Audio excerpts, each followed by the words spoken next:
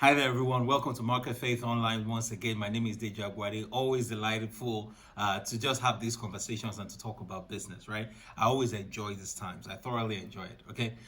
So we've been talking about overcoming business challenges, overcoming specific certain challenges in your business. And last time we looked at overcoming people-related challenges related to hiring, maintaining, keeping people within your organization. One of the things we talked about is the fact that you cannot really predict whether people will stay or go. So you always need to have a plan. You always need to have a backup, for what you need to do and how you need to manage that. Today, I want to talk about funding challenges, right? How to overcome funding challenges. What are some of the things that you need to begin to think about when you have challenges in funding initiatives within your business? For example, we talked about transforming and turning around your business a couple of weeks ago, right? What exactly can you do to find the money to fund your transformation agenda within your business? Very, very important, because you can have the best plans in the world. If there is no money to fund that plan will remain just a plan. So it's very, very important, right, that you understand that as a business, you will have funding challenges, and you need to have a way for sorting that out and figuring out how to manage those things. Now, again, a lot of the things that we're talking about are related to smaller size businesses, because as you grow as an organization, there are other options that can be available to you, issuing commercial papers, and all those types of things, right? But we want to keep this really, really simple and applicable for you as a business owner, as an emerging and a growing business owner. What are some of the things that you can do to solve your funding challenges? Perhaps the first thing I want to talk about is your mindset, right? Mindset in terms of understanding that there is an abundance mentality that you need to have, right? When you think that as a small business owner, you cannot get money to fund your business, then you will live a self-fulfilling prophecy. You will not be able to get the funding that you need. But you must understand that you have to have the right mindset. Okay, and the mindset you need to have is that, number one, there is abundance, right? The abundance is essentially selective about the opportunities that it finances, but that there is no abundance is a lie, right? So you need to have that mindset that money is out there and you can get it, right? Because many times we focus on some of the strategies that you can deploy, and we don't focus on you yourself as the business owner. So the first thing is this: the mindset that this thing is possible, you can achieve your goals, you can get the amount of money that you are looking for. Absolutely essential, right?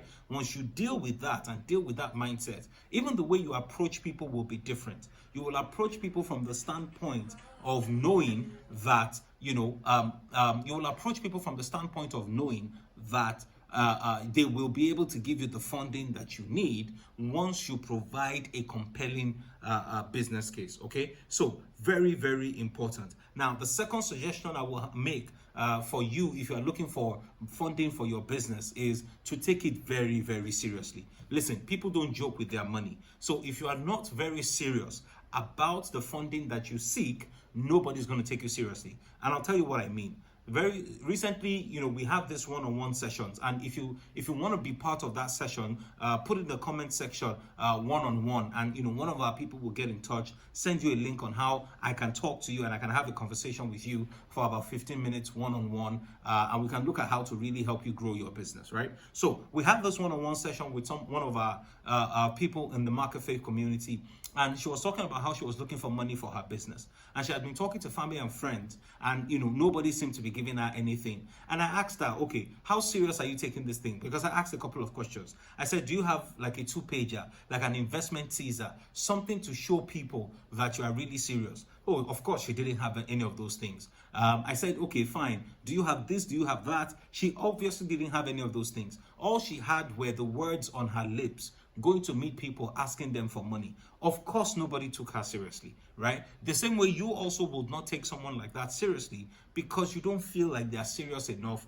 about their business. So to take things seriously, you need to do a business plan, right? A business plan doesn't have to be an elaborate document. It can be a 2-page plan that shows what you will do with the money and how you return it back, right? You need a financial model that shows projections of how you will make the money, right? You need, people will take it seriously when you take it seriously. I'll say that again. People will take it seriously when you also take it seriously. For example, you can't say that you're looking for funding and you don't have financial statements in your business. You are not serious. That is not an act of seriousness in looking for funding for that business. Okay? So if you're looking for funding for your business, you need to take it seriously. The question is this: do you have bank statements? Do all monies go through the bank in your business? Or do you do something else with that money, right? Do you have financial statements? Do you have returns that you file? What exactly do you have? If somebody comes to you and asks you about your business today, what are you going to show them beside just a company profile? A company profile says nothing, right?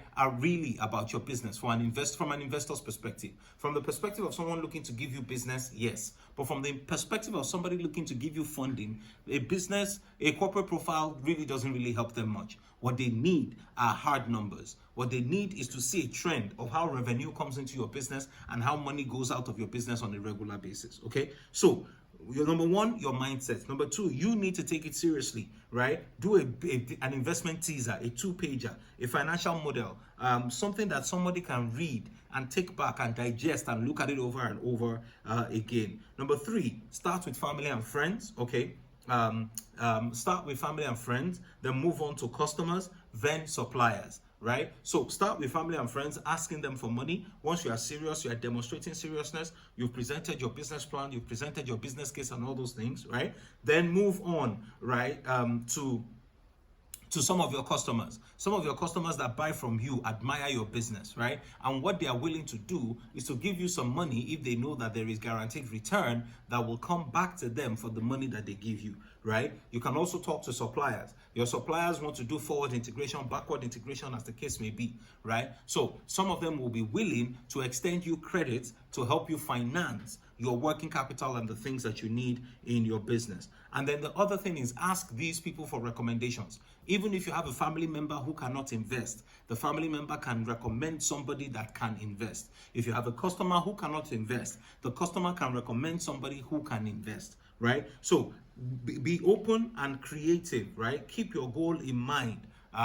Which is the fact that you are looking to raise money and all those types of things, right? Seek the advice of a legal person, to structure whatever transaction you're trying to do with people to ensure that everything is watertight. Imagine you show up and you just come and meet me and say, oh, uncle, I need 50 million, right? Even if I have the 50 million, the inclination is not there to give you. But when a stranger comes, it doesn't even have to be related to uncle. And he knows that, look, for uncle to give me 50 million, something has to be coming back to him. And I need to present to him my history and track record, so that will give him comfort that he is able to give me that money, right? They know how to speak the language of investors. And that is why investors are willing to give them money, right? The fourth tip I want to give you when it comes to funding your business is, if the money is a lot, break it down to smaller chunks. You can't be starting a new business today or a new initiative and the first thing you need is 100 million or 300 million or 500 million, right? Break it down into smaller chunks. Anything you cannot break down will most likely break down. If you can't break it down into smaller chunks, people may not be willing to support that type of initiative. So you want to start a business that will eventually grow to be $1 billion, right? You need to start with your first 10 million, 20 million, and all those types of things. Because without that, nobody will take you seriously enough to give you the money that you need for that business. So find a way to break it down in smaller chunks. You can walk up to an investor and say, look, I'm going to need 1 billion, but I've broken it down in a way that I can start with 50 million. I can start with 70 million, so that I don't need $1 billion from day one, right? And then what you can also do is offer the investor skin in the game. Beyond just paying interest on the debt that you collect, you can offer them equity and all those types of things. Another thing you can do is to offer convertible debt, meaning that, look, this debt has the possibility and the option to convert into equity in the business, so that you're not just loaning us money, you're also partaking in the upside if there is an upside within the business, right? These are some of the things that you can do, right? If you're looking for funders or investors for your business, join associations or groups where you can meet potential investors. There's an investor network called the Lagos Angel Network, for example. Join associations and groups where you can meet people who can potentially invest in your business, right? I know, a friend who went to join a golf club just because he wanted to meet potential investors who will be investing in some of his projects, right? So you can do that. Join professional groups and associations where you can meet people who can potentially invest in your business. And the last thing I'll talk about is this: research grants, donor agencies, and all these agencies, international bodies who give funding for people to do business, right? In my country, in Lagos State, there's something called the LSETF, I believe, right? And they fund small businesses, they fund smaller businesses and all those types of things, right?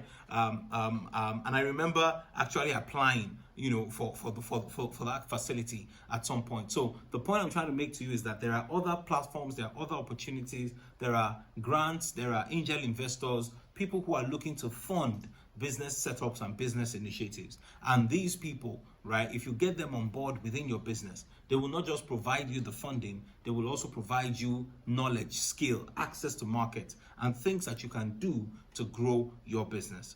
Listen, it's a short video, right? We've talked about a lot of things. I want to encourage you to go back, watch the video again, right? So that you can listen to some of the things that we've said around how you can find funding for your business and for your initiative. Hey, I wish you Godspeed. I'll see you next time, because next time we will be discussing how to, resolve issues related to attracting customers and increasing your revenue in your business. I look forward to seeing you then. God bless you. I'll see you next time.